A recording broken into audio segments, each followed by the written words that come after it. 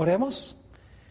Nuestro Padre y nuestro Dios, te damos gracias una vez más por el privilegio de encontrarnos en este lugar para estudiar tu palabra. Pedimos, Señor, que esa palabra haga un impacto en nuestra mente y en nuestro corazón. Ayúdanos a comprender las grandes cosas de tu voluntad. Te lo pedimos en el precioso nombre de tu Hijo, Cristo Jesús. Amén.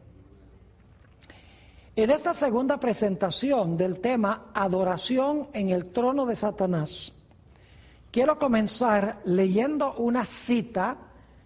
En realidad es un capítulo entero que encontramos en el libro Primeros Escritos, la página 54 hasta la página 56. El título del capítulo es El fin de los 2300 días. Y aquellos que vieron la primera presentación se van a dar cuenta de que hay muchas similitudes con lo que estudiamos de Daniel 7 y lo que estudiamos del mensaje a la iglesia de Filadelfia. En realidad es un comentario sobre el mensaje a Filadelfia y el mensaje de Daniel 7 y Apocalipsis 13 y 14. Dice así, y la autora Elena White está presenciando esto en visión. Vi un trono y sobre él se sentaban el Padre y el Hijo. Y este trono, quiero decirles, está en el lugar santo. Es lo que se describe en Apocalipsis 4, 1 al 3. Sigue diciendo, me fijé en el rostro de Jesús y admiré su hermosa persona. No pude contemplar la persona del Padre, pues le cubría una nube de gloriosa luz. Pregunté a Jesús, porque entabla una conversación con Jesús, pregunté a Jesús si su Padre tenía forma como él. Dijo que la tenía, pero que yo no podía contemplarla, porque, dijo, si llegases a contemplar la gloria de su persona, dejarías de existir. Luego dice ella, delante del trono vi al pueblo adventista, la iglesia y el mundo. Vi dos compañías, la una postrada ante el trono, profundamente interesada, mientras que la otra no manifestaba interés y permanecía de pie indiferente.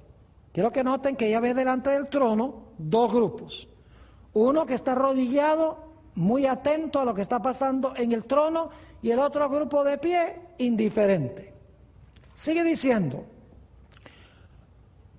los que estaban postrados delante del trono elevaban sus oraciones a Dios y miraban a Jesús. Miraba él entonces a su Padre y parecía interceder para con él. Una luz se transmitía del Padre al Hijo y de éste a la compañía que oraba. Así que el pueblo oraba y el Padre mandaba su bendición a este grupo que estaba delante del trono. Sigue diciendo, entonces vi que una luz excesivamente brillante procedía del Padre hacia el Hijo y desde el Hijo ondeaba sobre el pueblo que estaba delante del trono. Pero pocos recibían esta gran luz. Muchos salían de debajo de ella y la resistían inmediatamente. Es decir, los que estaban arrodillados ahí, cuando llegaba la luz, un grupo lo recibía gustosamente, el otro grupo resistía la luz. Nuevamente dice, pero pocos recibían esta gran luz. Muchos salían de debajo de ella y la resistían inmediatamente. Otros eran descuidados y no apreciaban la luz, y ésta se alejaba de ellos. Los que no apreciaban la luz eran los que quedaron parados ahí al lado del trono. Dice, algunos la apreciaban y se acercaban para postrarse con la pequeña compañía que oraba. Ésta recibía la luz y se regocijaba en ella, y sus rostros brillaban con su gloria. Ahora escuchen bien. Vi al Padre levantarse del trono. Recuerden que está el trono en el lugar santo. Vi al Padre levantarse del trono y en un carro de llamas entró en el lugar santísimo al interior del velo y se sentó. ¿Recuerdan Daniel 7 que el Padre llegó y se sentó? Sigue diciendo, entonces Jesús se levantó del trono y la mayoría de los que estaban prosternados se levantó con él. No vi un solo rayo de luz pasar de Jesús a la multitud indiferente después que él se levantó. Y esa multitud fue dejada en perfectas tinieblas. Los que se levantaron cuando se levantó Jesús tenían sus ojos fijos en él, mientras se alejaba del trono y los conducía un trecho. Alzó entonces su brazo derecho y oímos su hermosa voz decir, aguardad aquí, ahora escuchen bien, aguardad aquí, voy a mi Padre para recibir el reino. ¿Recuerdan por qué la puerta estaba abierta y qué iba a hacer cuando entrara por la puerta? La llave sobre el hombro, la potestad del gobierno sobre su hombro. Voy a mi Padre para recibir el reino. Mantened vuestras vestiduras inmaculadas y dentro de poco volveré de las bodas y os recibiré a mí mismo. Después de esto, un carro de nubes cuyas ruedas eran como llamas de fuego, llegó rodeado de ángeles a donde estaba Jesús. Él entró en el carro y fue llevado al lugar santísimo donde el Padre estaba sentado. O sea que ella está comentando Daniel el capítulo 7. Sigue diciendo, allí contemplé a Jesús, el gran sumo sacerdote, de pie delante del Padre.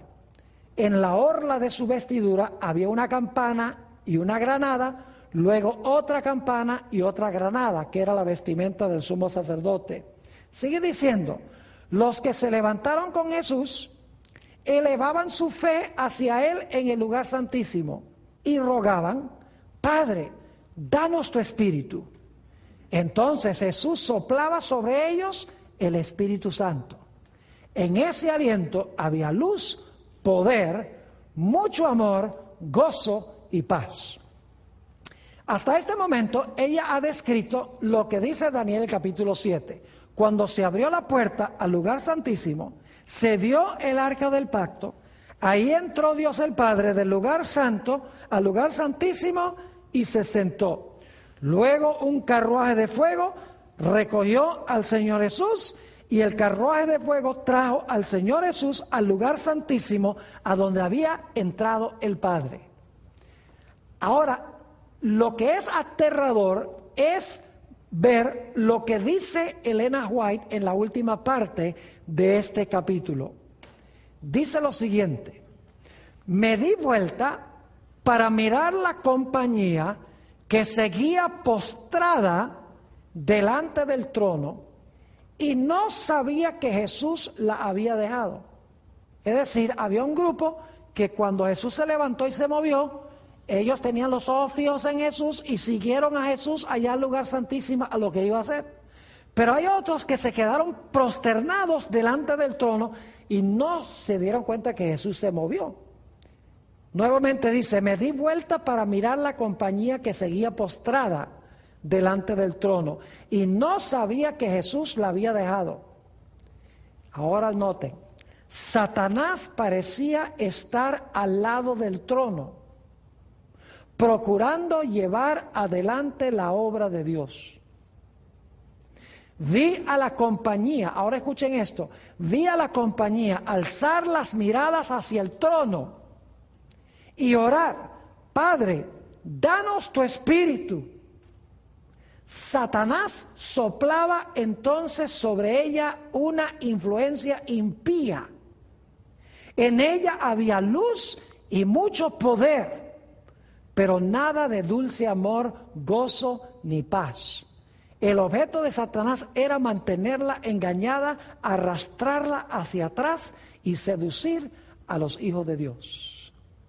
Una descripción vívida de lo que pasó en el cielo y lo que pasó en la tierra en 1844, cuando el Señor Jesucristo entró al lugar santísimo para comenzar su obra de juicio allá para ganar su reino. Ahora quiero leer otra cita que encontramos en el libro Primeros Escritos, página 43, donde la autora amplía este punto en cuanto a lo que pasó en 1844. Dice lo siguiente: se me mostró lo que había ocurrido en el cielo al terminar en 1844 los periodos proféticos. Cuando Jesús concluyó su ministerio en el lugar santo, ahora escuchen esto, y cerró la puerta de ese departamento. ¿Hubo una puerta cerrada en Filadelfia? ¿Cómo no? ¿Hubo una puerta abierta a la iglesia de Filadelfia? Claro que sí. ¿Cuál fue la puerta cerrada? La del lugar santo, de donde salió. ¿Cuál fue la puerta abierta? La del lugar santísimo, donde entró. Dice, y cerró la puerta de ese departamento, escuchen bien, densas tinieblas envolvieron a quienes habían oído y rechazado el mensaje del advenimiento y lo habían perdido de vista a él. Ustedes recuerdan que estudiamos en nuestro primer tema que en la iglesia de Filadelfia se coloca una puerta abierta. Esa puerta abierta conduce al lugar santísimo del santuario. Se invita a la iglesia de Filadelfia a entrar por esa puerta donde está el arca del pacto, donde se realiza el juicio. Pero en la iglesia de Filadelfia también está lo que se conoce como la sinagoga de Satanás, que profesan ser seguidores de Jesús, pero que en realidad no lo son. Se dieron cuenta que en este pasaje de Elena White, ella dice que hubo un grupo que se quedó en el trono arrodillado, profesando adorar a Jesús y hablándole a Jesús y pidiéndole a Jesús su Espíritu Santo. Pero dice que en vez de la influencia, ser la influencia del Espíritu Santo, era en realidad la influencia de otro espíritu, del espíritu de Satanás. Es decir, ese grupo que no entró con Jesús al lugar santísimo es lo que la Biblia llama la sinagoga de Satanás, o en los mensajes de los tres ángeles, Babilonia. Ahora, necesito trazar un punto que es de crucial importancia en cuanto a lo que sucedió en 1844. Quiero repasar brevemente algo muy interesante que había en el lugar santísimo del santuario. Ustedes notaron en Apocalipsis 11:19 que dice que se abrió una puerta en el cielo y se vio el arca del pacto. Ahora escuchen bien lo que les voy a decir. Dentro del arca del pacto se encontraban las tablas de la ley. ¿Y qué tenían las tablas de la ley? Tenían los 10 mandamientos. ¿Cuál mandamiento está entre esos 10 mandamientos? Un mandamiento que el mundo cristiano profesa adorar a Jesús y profesa seguir a Jesús, pero pisotea ese mandamiento. ¿Cuál es ese mandamiento? El mandamiento número 4, que dice: 6 días trabajarás y harás toda tu obra, mas el séptimo día es sábado de Jehová tu Dios. Ahora, ¿saben lo que es interesante? En 1844, la vasta mayoría de los cristianos que profesaban el nombre de Jesús guardaban el domingo como el día de reposo, es decir, no guardaban el sábado.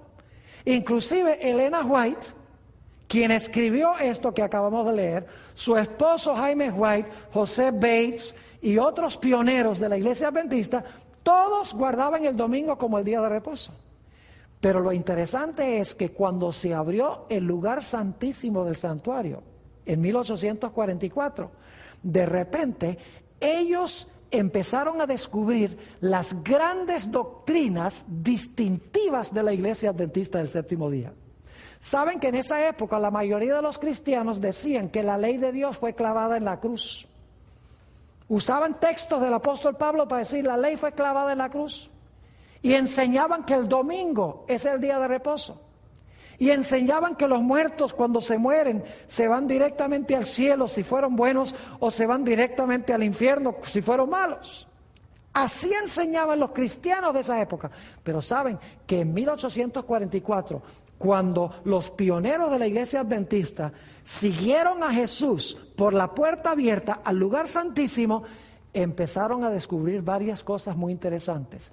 En primer lugar, descubrieron que la ley de Dios todavía está vigente, que la ley no fue clavada en la cruz. ¿Y cómo sabían eso? Bueno, si entraron al lugar santísimo y se veía el arca del pacto, dentro del arca del pacto estaba la ley. Es decir, de repente, al ver el arca del pacto, al estudiar la Biblia, dicen, pero dentro del arca del pacto estaba la ley. Si en la tierra había un arca y tenía la ley, y el arca en la tierra era una copia del arca celestial, entonces en el cielo también tienen que estar los 10 mandamientos dentro del arca. Así que los mandamientos no fueron clavados en la cruz. Y entonces empezaron a decir, sí, pero en los mandamientos que estaban en el arca en la tierra, estaba el mandamiento del sábado, en el centro de los 10 mandamientos. Pues si en la tierra encontramos que el arca y los mandamientos son una copia, como dicen Hebreos, del arca celestial, entonces allá tienen que estar también las tablas de la ley y tiene que estar también el sábado.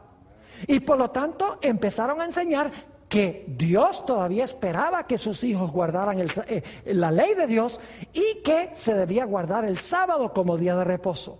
Pero descubrieron otras grandes enseñanzas. Descubrieron que en 1844 había comenzado el juicio. La hora de su juicio ha llegado, dice en Apocalipsis, el capítulo 14.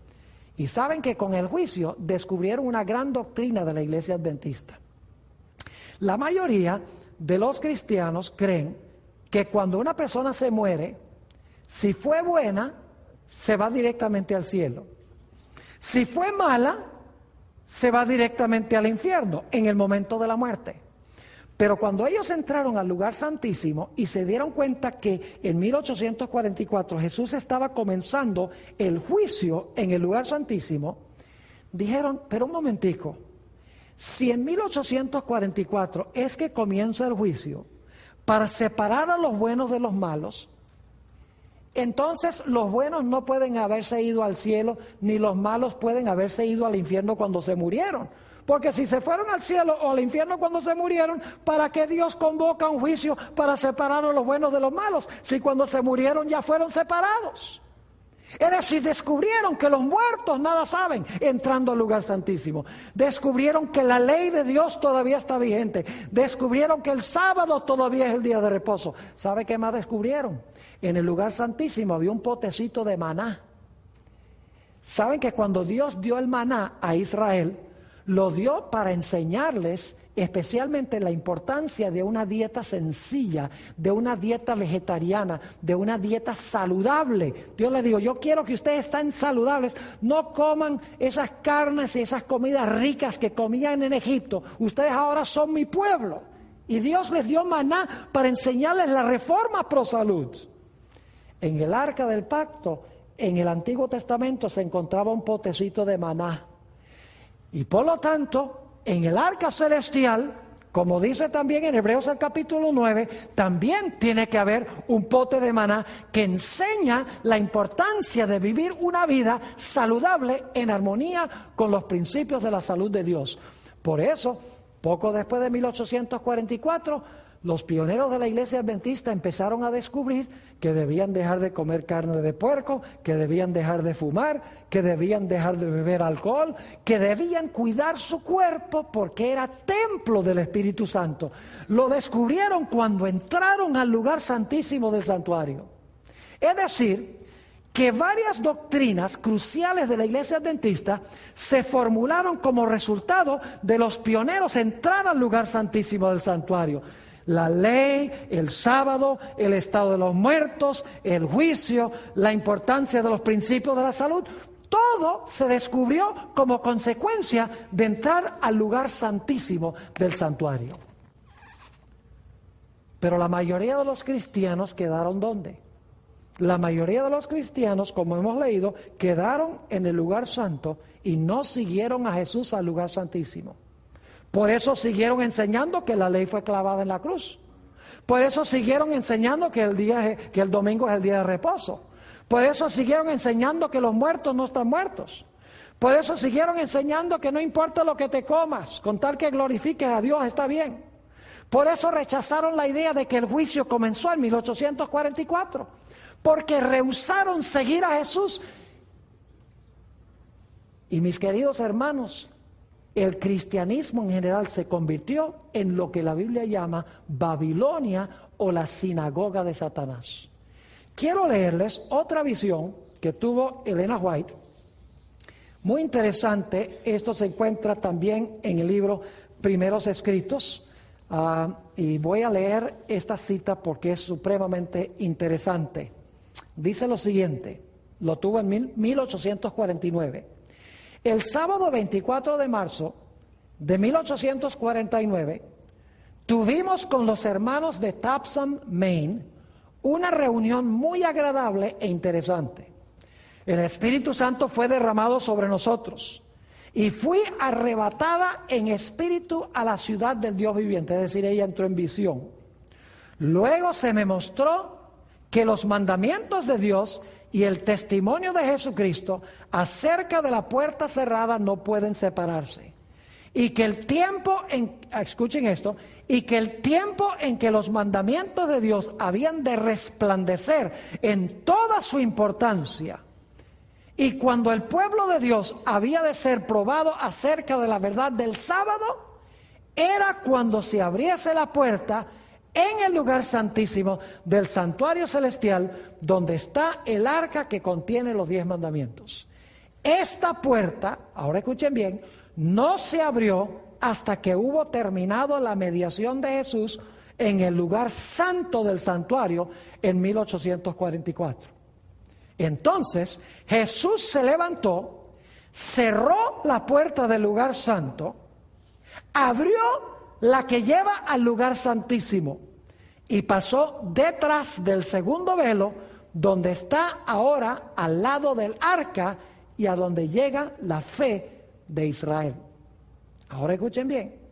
Vi que Jesús había cerrado la puerta del lugar santo y nadie podía abrirla, y que había abierto la puerta que da acceso al lugar santísimo y nadie puede cerrarla. Entonces, ¿cuál es la puerta que el Señor Jesucristo cerró? La puerta del lugar ¿qué? Santo, donde estuvo desde Apocalipsis 4, 1 al 3. ¿Cuál fue la puerta entonces que abrió? Abrió la puerta al lugar santísimo del santuario. Nuevamente dice, vi que Jesús había cerrado la puerta del lugar santo y nadie podía abrirla, y que había abierto la puerta que da acceso al lugar santísimo y nadie puede cerrarla. Y que ahora escuchen esto, y que desde que Jesús abrió la puerta que da al lugar santísimo, que contiene el arca, los mandamientos de Dios han estado brillando hacia los hijos de Dios, y estos son probados acerca de la cuestión del sábado. Es decir, el sábado llega a ser una prueba en 1844, cuando entran al lugar santísimo, ven el arca del pacto. Sigue diciendo, vi que la prueba actual acerca del sábado no podía producirse antes que terminase la mediación de Cristo en el lugar santo, y Él hubiese pasado al interior del segundo velo. Por tanto, ahora escuchen esto, los cristianos que durmieron antes que se abriese la puerta de acceso al Santísimo, cuando terminó el clamor de medianoche, sin haber guardado el verdadero día de reposo, descansan en esperanza, porque no tuvieron la luz ni la prueba acerca del sábado que tenemos ahora desde que la puerta se abrió. Es decir, una pregunta que la gente muchas veces se hace es, Pastor Bor, ¿qué de todos esos cristianos que nunca guardaron el sábado? Antes de 1844, toda esa gente que no sabía en cuanto al sábado, ¿qué pasa con ellos? ¿Están perdidos? La respuesta es no. Pero cuando se abrió el lugar santísimo, se vio la ley, y en medio de la ley se vio el sábado, y la gente rechazó ese mensaje. Entonces el sábado llegó a ser una prueba para demostrar si de verdad seguían a Jesús o si seguían a Jesús solamente de nombre y no en realidad. En la página 43 de Primeros Escritos, Elena White dice algo muy interesante.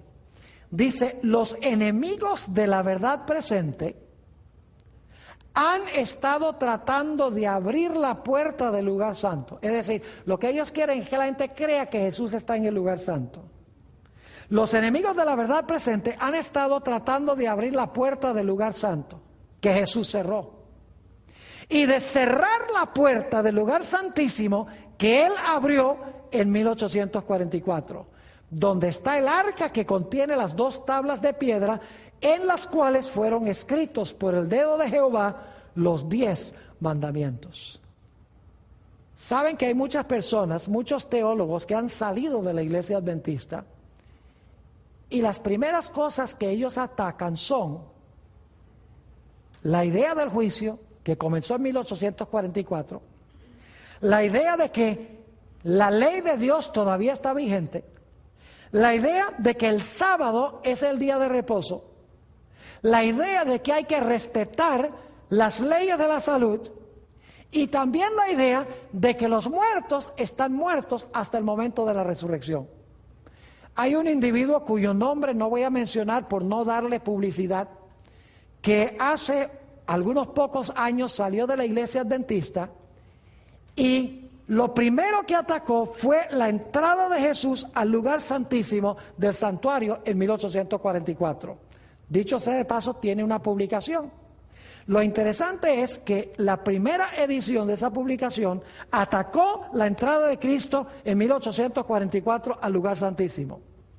Las siguientes ediciones de su publicación atacó la ley, atacó el sábado, atacó el estado de los muertos, atacó las normas de la salud, atacó el espíritu de profecía.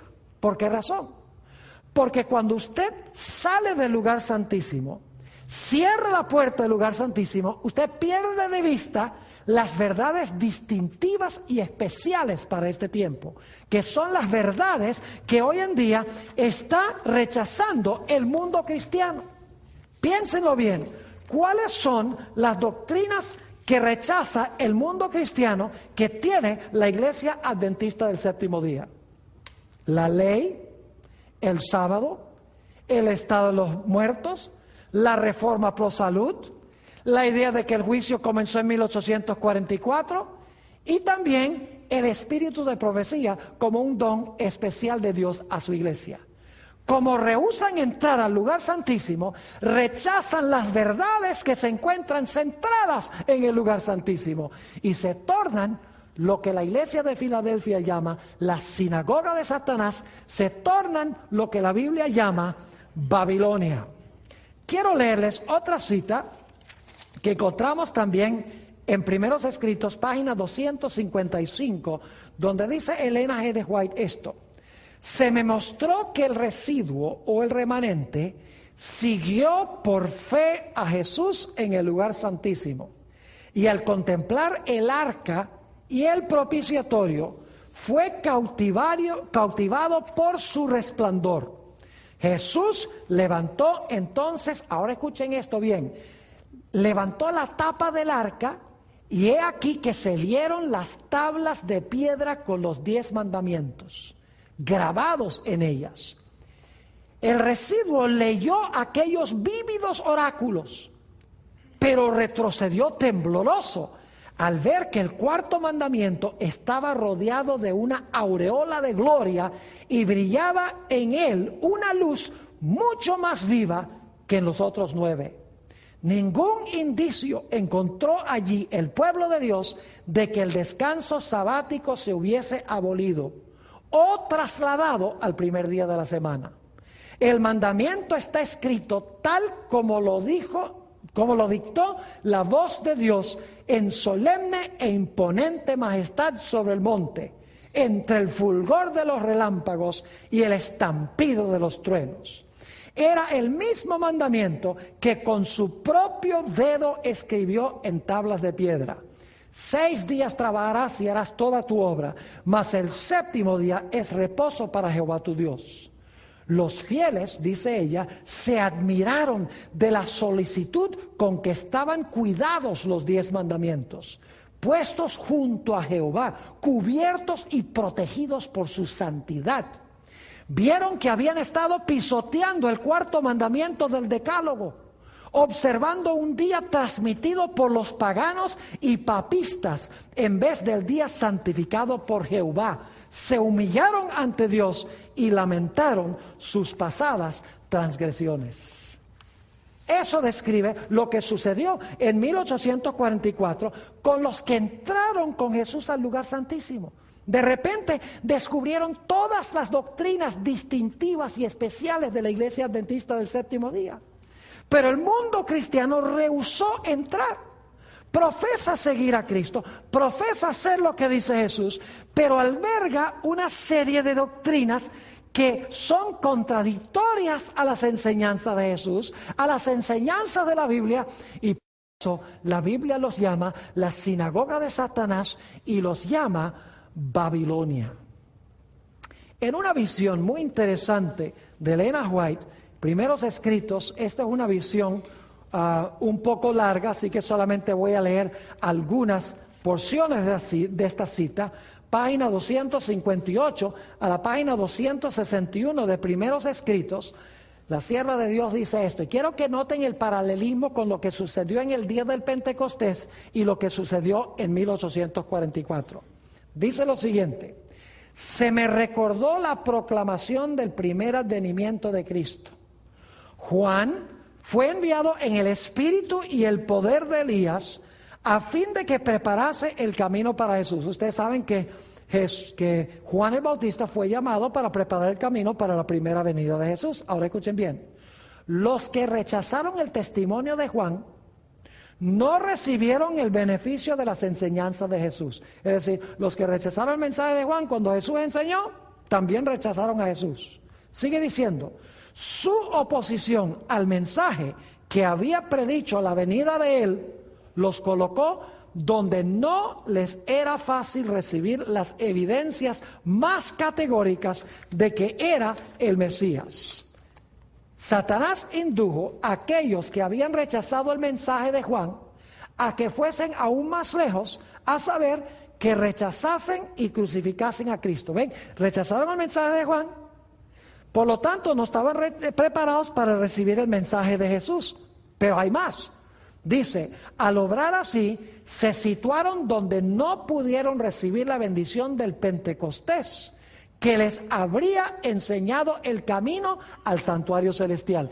3 pasos. Rechazaron el mensaje de Juan, por lo tanto rechazaron el mensaje de Jesús, por lo tanto rechazaron lo que sucedió en el día del Pentecostés. Sigue diciendo ella, el desgarramiento del velo en el templo demostró que los sacrificios y los ritos judaicos no serían ya recibidos. Es decir, cuando el velo se rasgó, Dios estaba anunciando, se terminaron los sacrificios en Israel. Sigue diciendo, el gran sacrificio había sido ofrecido y aceptado. Y el Espíritu Santo que descendió en el día del Pentecostés dirigió la atención de los discípulos desde el santuario terrenal al celestial, donde Jesús había entrado con su propia sangre para derramar sobre sus discípulos los beneficios de su expiación. Es decir, para poder derramar sobre ellos el Espíritu Santo. Fíjense entonces los pasos. Recibieron el mensaje de Juan, por lo tanto recibieron el mensaje de Jesús, por lo tanto siguieron a Jesús de la tierra al lugar santo del santuario celestial y pudieron recibir la bendición que se derramó en el día del Pentecostés. Pero ¿qué pasó con la mayoría de los judíos? Habían rechazado el mensaje de Juan, por lo tanto habían rechazado a Jesús y por lo tanto en el día del Pentecostés rechazaron el hecho de que Jesús había entrado al lugar santo del santuario. Fíjense lo que sigue diciendo la autora. Pero los judíos fueron dejados en tinieblas totales. Perdieron toda la luz que pudieran haber tenido acerca del plan de salvación. Y siguieron confiando en sus sacrificios y ofrendas inútiles. El santuario celestial había reemplazado el terrenal, pero ellos no tenían noción del cambio. Por lo tanto, no podían recibir los beneficios de la mediación de Cristo en el lugar santo.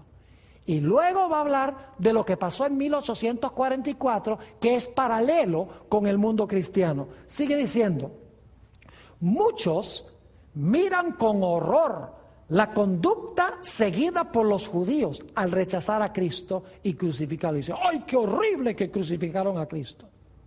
Y cuando leen la historia del trato vergonzoso que recibió, piensan que le aman y que no le habrían negado como le negó Pedro, ni le habrían crucificado como lo hicieron los judíos.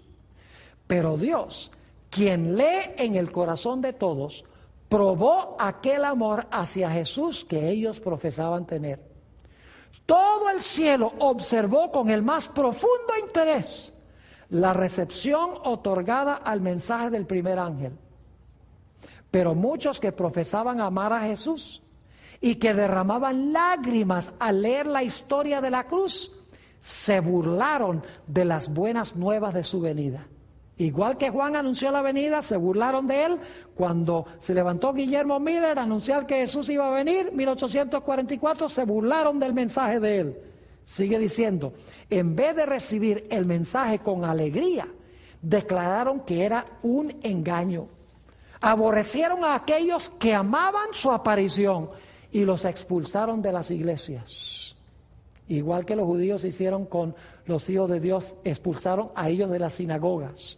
Sigue diciendo, los que rechazaron el primer mensaje no pudieron recibir el beneficio del segundo. Igual que los que rechazaron a Juan no pudieron recibir el mensaje de Jesús.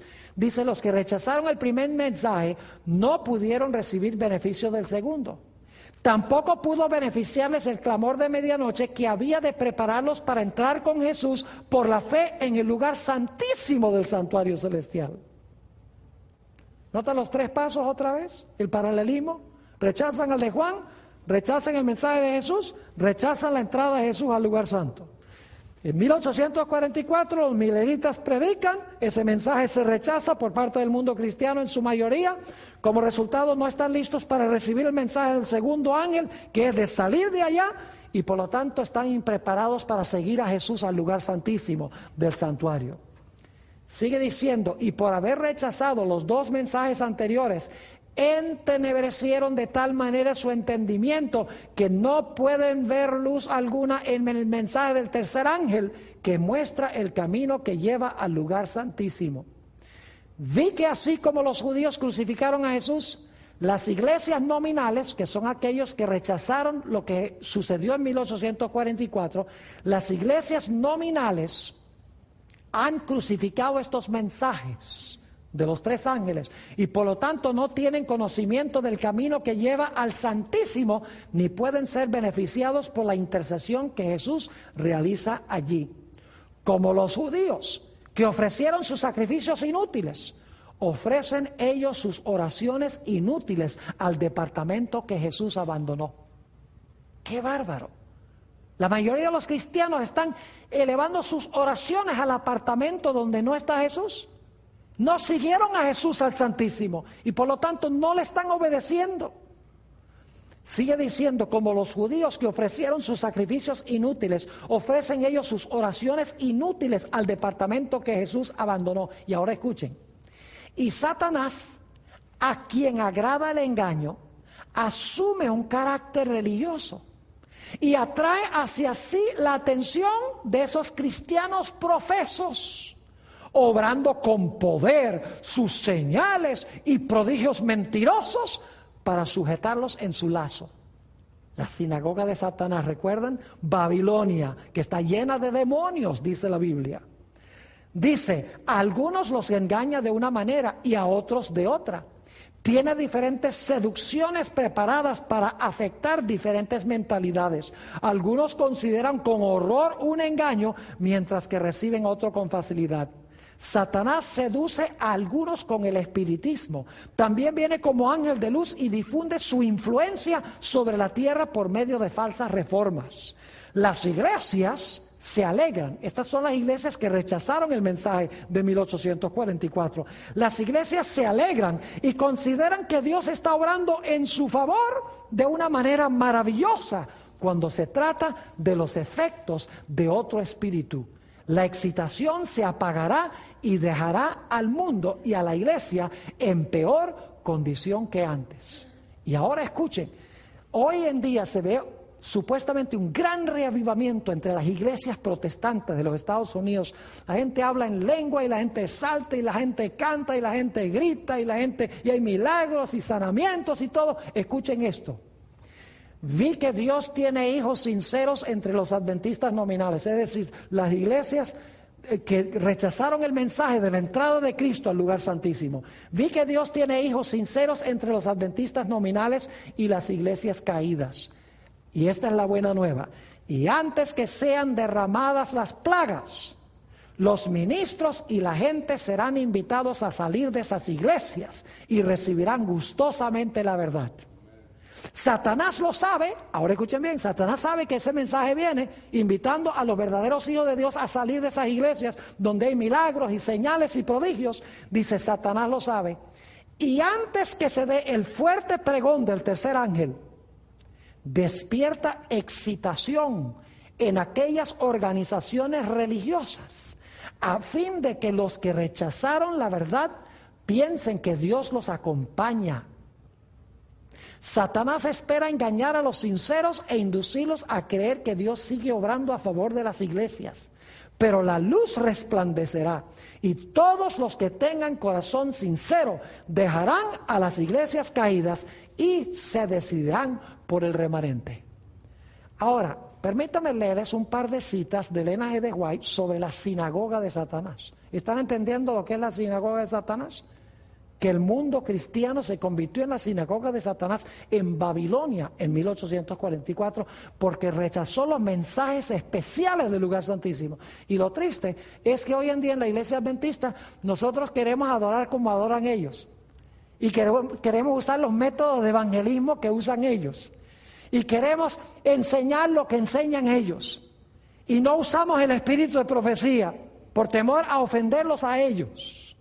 Fíjense lo que dice Elena White sobre lo que es la sinagoga de Satanás. Cristo se refiere a la iglesia, y esto se encuentra en una revista que se llama Review and Herald, diciembre 4 de 1900. Cristo se refiere a la iglesia sobre la cual Satanás preside como la sinagoga de Satanás. ¿Cómo se llama la iglesia sobre la cual preside Satanás? La sinagoga de Satanás. Escuchen bien. Sus miembros son los hijos de la desobediencia. Son aquellos que escogen pecar, quienes se esfuerzan por anular la ley de Dios. Si hubieran entrado al lugar santísimo, ¿tratarían de anular la ley de Dios? No, porque en el lugar santísimo ¿qué se encuentra? El arca y la ley. Así que no iban a deshacerse de ella. Son aquellos que escogen pecar, quienes se esfuerzan por anular la ley de Dios. La obra de Satanás consiste en entremezclar el mal con el bien y quitar así la distinción entre el bien y el mal. Cristo desea tener una iglesia que se esfuerza por separar el mal del bien, cuyos miembros a sabiendas no toleren el actuar mal, sino que expulsen el mal del corazón y de la vida. En otra cita, Testimonios para los Ministros, la página 12, añade algunas ideas a lo que acabo de leer.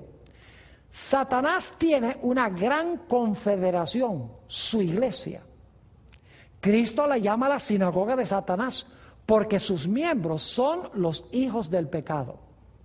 Los miembros de la iglesia de Satanás han estado constantemente trabajando para echar a un lado la ley divina y confundir la distinción entre el bien y el mal.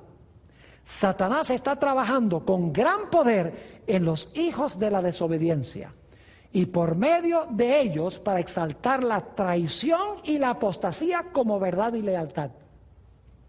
Y en este tiempo el poder de la inspiración satánica se mueve en instrumentos vivientes para llevar a cabo la gran rebelión que comenzó en el cielo contra Dios. Eso es lo que caracteriza al mundo cristiano. Ahora, yo quisiera leer una cita que encontramos en el libro El conflicto de los siglos, las páginas 516 y 17, a donde Elena White describe lo que ha pasado con el mundo cristiano como resultado de no entrar al lugar santísimo del santuario celestial. Dice lo siguiente: Pero muchos de los reavivamientos de los tiempos modernos han presentado un notable contraste con aquellas manifestaciones de la gracia divina que en épocas anteriores acompañaban los trabajos del siervo de Dios, de los siervos de Dios. Es verdad que estos reavivamientos despiertan gran interés, que muchos se dan por convertidos y aumenta en gran manera el número de los miembros de las iglesias.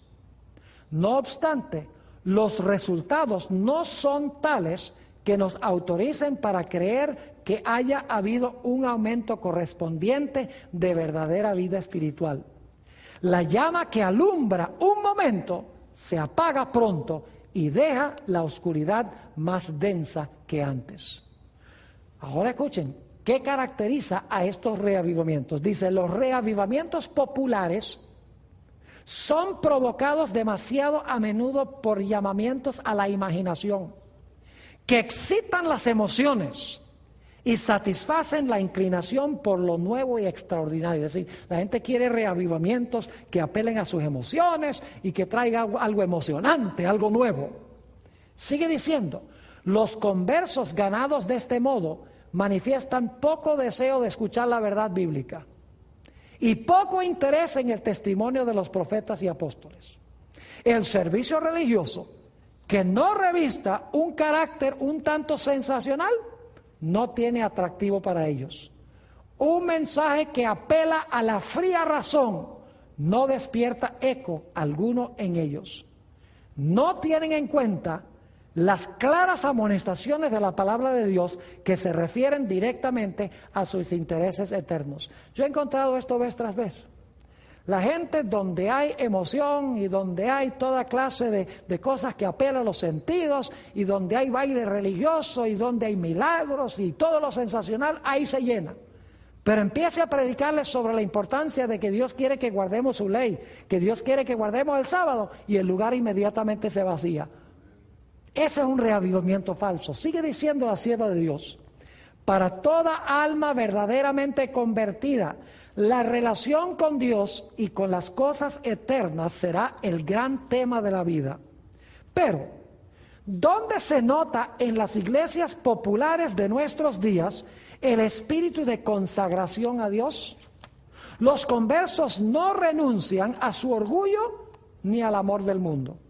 No están más dispuestos a negarse a sí mismos, a llevar la cruz y a seguir al manso y humilde Jesús que antes de su conversión.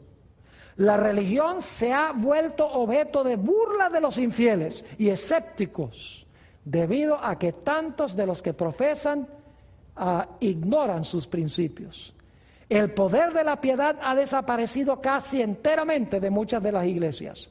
Las comidas campestres, las representaciones teatrales en las iglesias, los bazares, las casas elegantes y la ostentación personal han alejado de Dios los pensamientos de la gente. Tierras y bienes y ocupaciones mundanas llenan el espíritu, mientras que las cosas de interés eterno se consideran apenas dignas de atención. Eso describe el cristianismo, la sinagoga de Satanás. Sigue diciendo, a pesar del decaimiento general de la fe y de la piedad, hay en esas iglesias, sí, en la sinagoga de Satanás y en Babilonia, hay en esas iglesias verdaderos discípulos de Cristo. Antes que los juicios de Dios caigan finalmente sobre la tierra, habrá entre el pueblo del Señor un reavivamiento de la piedad primitiva, cual no se ha visto nunca desde los días apostólicos. El Espíritu y el poder de Dios serán derramados sobre sus hijos. Entonces, muchos se separarán de esas iglesias en las cuales el amor de este mundo ha suplantado el amor de Dios y de su palabra. Muchos, tanto ministros como laicos, aceptarán gustosamente esas grandes verdades que Dios ha hecho proclamar en este tiempo a fin de preparar a un pueblo para la segunda venida del Señor. Ahora Satanás sabe esto. Fíjense lo que sigue diciendo. El enemigo de las almas desea impedir esta obra, el verdadero reavivamiento. Y antes que llegue el tiempo para que se produzca tal movimiento, tratará de evitarlo introduciendo una falsa imitación. Hará aparecer como que la bendición especial de Dios es derramada sobre las iglesias que pueda colocar bajo su poder seductor. Allí, en esas iglesias, se manifestará lo que se considerará como un gran interés por lo religioso. Multitudes se alegrarán de que Dios esté obrando maravillosamente en su favor, cuando en realidad la obra provendrá de otro espíritu. Bajo un disfraz religioso, Satanás tratará de extender su influencia sobre el mundo cristiano. ¡Qué barbaridad! Está ampliando lo que encontramos en el mensaje a la iglesia de Filadelfia y lo que se encuentra en los mensajes de los 3 ángeles de Apocalipsis, el capítulo 14. Ahora, ¿recuerdan ustedes ese capítulo de Primeros Escritos donde Elena White describió cómo el Padre entró y se sentó y luego Jesús en un carro de llamas fue traído donde estaba el Padre, se abrió la puerta al lugar santísimo y ahí empezó el Señor Jesucristo su obra? Pues saben ustedes que ese capítulo tiene solamente 1 página y media en el libro Primeros Escritos. Ese libro, Primeros Escritos, fue escrito muy temprano en el ministerio de Elena G. White. Más adelante ella lo amplió en el libro El Conflicto de los Siglos. Lo interesante es que en El Conflicto de los Siglos, esa página y media de Primeros Escritos, ella amplía desde la página 461 del Conflicto de los Siglos hasta la página 618. Es decir, más de 100 páginas. Ella amplía lo que se encuentra en esa página y media. ¿Y saben lo que es interesante? Voy a darle los títulos de los capítulos del Conflicto de los Siglos y les voy a decir qué contienen esos capítulos para que ustedes vean que cuando se abrió la puerta del lugar santísimo, las verdades especiales de la iglesia adventista se revelaron en el lugar santísimo.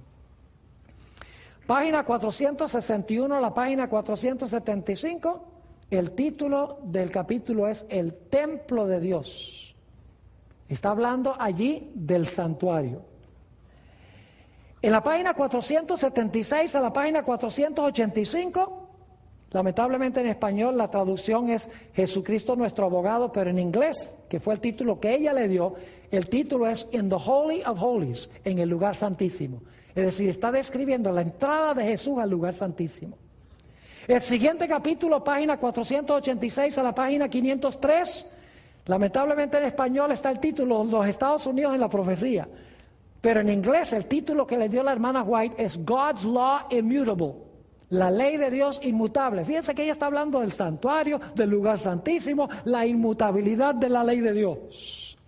El siguiente capítulo se titula, página 504 al 513, Una obra de reforma. Todo el capítulo tiene que ver con restaurar el sábado como el día de reposo. El siguiente capítulo, página 514 al 532, el título es La verdadera conversión es esencial. El título que le dio la hermana White fue Modern Revivals. ¿Recuerdan ese parrafito donde habla la hermana White de que Satanás tomó el lugar donde estaba Jesús en el trono y respiraba en una influencia impía? Pues ese parrafito chiquito lo amplía ella en todo este capítulo, desde la página 514 hasta la 532. Describe lo que está pasando en el mundo cristiano hoy. El siguiente capítulo, el juicio investigador. En inglés, Facing Life's Record, página 533 a la página 545. Nuevamente, hablando del juicio. Y luego, en los siguientes capítulos, que son varios capítulos, les voy a dar los títulos: El origen del mal, la enemistad entre el hombre y Satanás, quiénes son los ángeles, el misterio de la inmortalidad, y pueden hablarnos nuestros muertos. En esos capítulos, que son 5 capítulos, ¿saben qué doctrina enfatiza Elena G. White? Enfatiza la doctrina de que los muertos están muertos y que no pueden comunicarse con los vivos, que van a resucitar en la resurrección cuando Jesús venga. ¿Cuáles son las verdades distintivas que está enfatizando Elena G. White aquí en estos capítulos, donde amplía esa página y media? Ella está enfatizando las verdades distintivas de la Iglesia Adventista del Séptimo Día. Porque cuando los pioneros de la Iglesia Adventista entraron al lugar santísimo, ellos detectaron las grandes verdades que distinguen a la Iglesia Adventista de todas las iglesias cristianas del mundo. Ahora, Satanás tiene interés especial en infiltrar a la Iglesia Adventista. Hoy en día, el estilo de adoración que hay en la Iglesia Adventista, en muchas de ellas, y podría decir cada vez la mayoría de ellas, es el estilo de adoración que han importado de las iglesias protestantes, de las iglesias que describe la Biblia como la sinagoga de Satanás o Babilonia. La pregunta clave es ¿por qué estamos tratando de introducir esta metodología de adoración a la iglesia adventista de esas iglesias cuando nosotros como iglesia tenemos un mensaje tan poderoso que necesita el mundo? Un mensaje sobre el hecho de que el juicio está transpirando y nuestra vida debe estar puesta en armonía con la ley de Dios. Un mensaje de que la ley de Dios está vigente. Un mensaje de que no podemos pisotear el sábado, de que debemos guardar el sábado como día de reposo. Un mensaje de que los muertos no saben nada, que cierren las puertas de la iglesia al espiritismo. Un mensaje de que nuestro cuerpo es templo del Espíritu Santo, debemos cuidarlo practicando las normas de la salud. Un mensaje especial del espíritu de profecía, el don de profecía que Dios ha dado a la iglesia adventista para exaltar estas grandes enseñanzas de la santa palabra de Dios.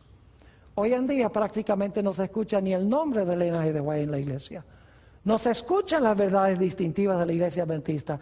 La razón es que nosotros, en vez de invitar a los que están en el lugar santo que entren al lugar santísimo, nosotros estamos queriendo cerrar la puerta del lugar santísimo y otra vez meternos al lugar santo del santuario. Es decir, en vez de testificarle a la sinagoga de Satanás, a Babilonia, queremos convertirnos nosotros precisamente en eso. Mi oración, mis hermanos y hermanas, es que nosotros nuevamente exaltemos el mensaje de verdad presente para este tiempo y no dejemos que Satanás distraiga al pueblo remanente de Dios.